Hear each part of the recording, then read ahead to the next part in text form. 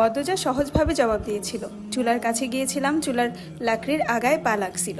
কথাটা পদ্মজা সাজিয়ে রেখেছিল, সাথে অনেক যুক্তি, তাই মিথ্যে বলতে একটুও কাঁপেনি।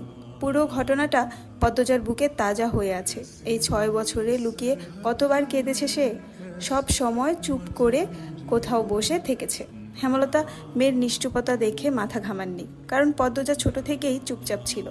কিন্তু আজ হেমলতার খুব আফসোস হচ্ছে, নিজেকে অপরাধী মনে হচ্ছে। তিনি ভেবেছিলেন তার 3টা মেয়েই তার কাছে খোলা বইয়ের মতো, চাইলেই পড়া যায়, বিশেষ করে পদ্মজাকে। বাড়ির পিছনের নদীর বুক দিয়ে তরতর করে যাওয়া স্বচ্ছ টলতলে পানির মতো মনে হতো, যার জীবনে অস্বচ্ছ বলতে কিছুই নেই, সবই সাদামাটা, সহজ সরল। অথচ পদ্মজার জীবনের কত বড় দাগ জলজল করে জ্বলছে, কত বড় ঘটনা লুকিয়েছিল। মেয়েরা কথা লুকিয়ে রাখার সীমাহীন ক্ষমতা নিয়ে জন্মায়। কথাটি নিজের মেয়ের ক্ষেত্রে মাথায় আসেননি। পদ্মজা শান্ত হলে হেমলতা বলেন, পাটা দেখি। পদ্মজা পা বিছানায় তুলল। হেমলতা পদ্মজার পা কোলে নিয়ে পোড়া দাগটা দেখেন মনোযোগ দিয়ে। রক্ত টকবক করে উঠে, রন্ধ্রে রন্ধ্রে হিংস্রতা যেন লুটিপুটি খাচ্ছে। এই পোড়া দাগ হানিফের রক্ত দিয়ে মুছবো। কথাটি কত সহজ করে বলেছেন হেমলতা, তবুও পদ্মজা কেঁপে উঠল। কি যেন ছিল কথাটিতে। শরীরের পশম দাঁড়িয়ে পড়ে। হেমলতা বারান্দার রুম ছেড়ে বড় ঘরে ঢুকেন। মিনিট কয়েক পর রামদা ছুরি হাতে নিয়ে উঠোনে যান। উঠোনের এক পাশে শক্ত পাথর আছে, ছুরিটা পাথরে ঘষতে থাকলেন সাবধানে।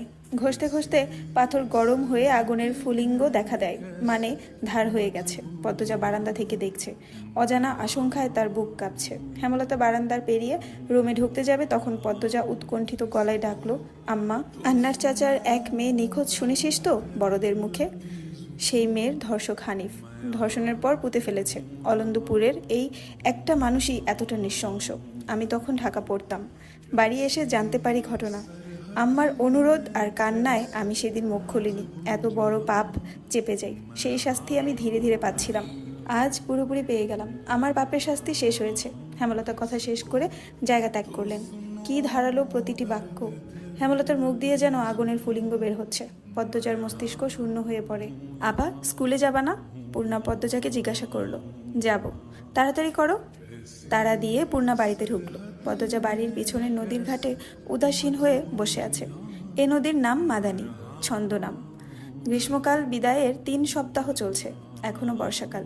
মাদানী জলে কানায় কানায় ভরে উঠেছে। সে যেন এক স্রোতস্বিনী। ঘোলা জলের একটানা স্রোত বয়ে যায় সাগরের দিকে। উজান থেকে ভেসে আসছে ঘন সবুজ কচুরিপানা। পদ্মজার এই দৃশ্য দেখতে বেশ লাগে। নিষ্পলক চোখে তাকিয়ে আছে মাদানী নদীর স্বচ্ছ জলের দিকে। মাদানীর বুকের উপর দিয়ে একটা লঞ্চ যাচ্ছে। লঞ্চ দেখে 1 মাস আগের ঘটনা মনে পড়ল তার।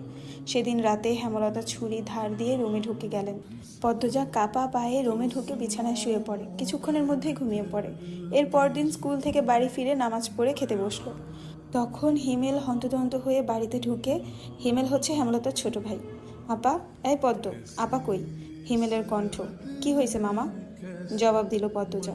পদ্মজার প্রশ্নে উপেক্ষা করে হেমলতাকে হিমেল ডাকলো। আপা, এই আপা। হেমলতা বাড়ির পিছন থেকে ব্যস্ত পায়ে হেঁটে আসেন। কি হয়েছে? হিমেল হেমলতাকে দেখে হাউমাউ করে কেঁদে উঠল। আপা, ভাইজান খুন হইছে।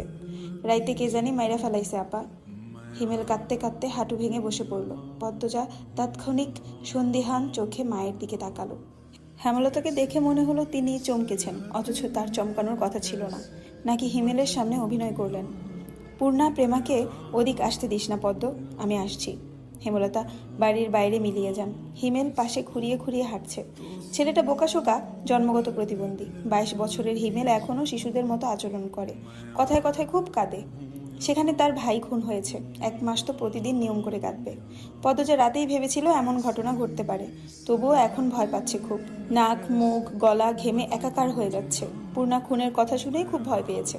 তার মনে হচ্ছে সেও খুন হবে। খুব বেশি ভীতু পূর্ণা। পদ্মজার শরীর কাঁপতে থাকে, চোখে ভাসছে হেমলতাকে পুলিশ শিকল দিয়ে বেঁধে নিয়ে যাচ্ছে। তার খুব কান্না পাচ্ছে। আর সময় নষ্ট না করে তড়িঘড়ি করে উঠে দাঁড়ালো পদ্মজা। মাথায় ওড়না আঁচল টেনে নিয়ে পূর্ণার উদ্দেশ্যে বলল, প্রেমারে দেখে রাখিস বোন, বাড়ি ভর্তি মানুষ, আরও মানুষ আসছে। হেমলতা মানুষজনকে ঠেলে হানিফের লাশের সামনে গিয়ে দাঁড়ালেন। তখন ফর্সা রঙের 2 জন মহিলা ঝাঁপিয়ে পড়ে তার উপর। আকস্মিক আক্রমণে হেমলতা অপ্রস্তুত হয়ে পড়েন। খেয়াল করে দেখেন 2 জন মহিলা তার মা আর তার বোন। তারা হাউমাউ করে কাঁদছে, কিন্তু হেমলতার কোনো কান্না পাচ্ছে না। ব্যাপারটা লোকচক্ষু ঠেকছে না। একটু কি কান্নার অভিনয় করা উচিত? হানিফের মৃতদেহ দেখে মনে হচ্ছে কেউ ইচ্ছে মতো কুপিয়েছে। হেমলতার তা দেখে শান্তি লাগছে। এমন শান্তি অনেক দিন পাওয়া হয়নি। পদ্মজা সেখানে উপস্থিত হয়। হেমলতার নজরে পড়ে। ভীতু চোখে মায়ের চোখের দিকে তাকালো পদ্মজা। হেমলতা ভ্রু কুঞ্চিত করে আবার স্বাভাবিক করে নেন। পদ্মজা চোখ ঘুরিয়ে দেখছে পুলিশ এসেছে নাকি। চারদিক এত মানুষ। পদ্মজাকে এদিক ওদিক উকি দিতে দেখে হেমলতা এগিয়ে আসেন। চোখ মুখ শক্ত করে পদ্মজার মুখ ঘুরে দেন। পদ্মজা দ্রুত ওড়নার আঁচল দিয়ে মুখ চেপে ধরে। গোয়াল ঘরে ঢুকে পড়ল।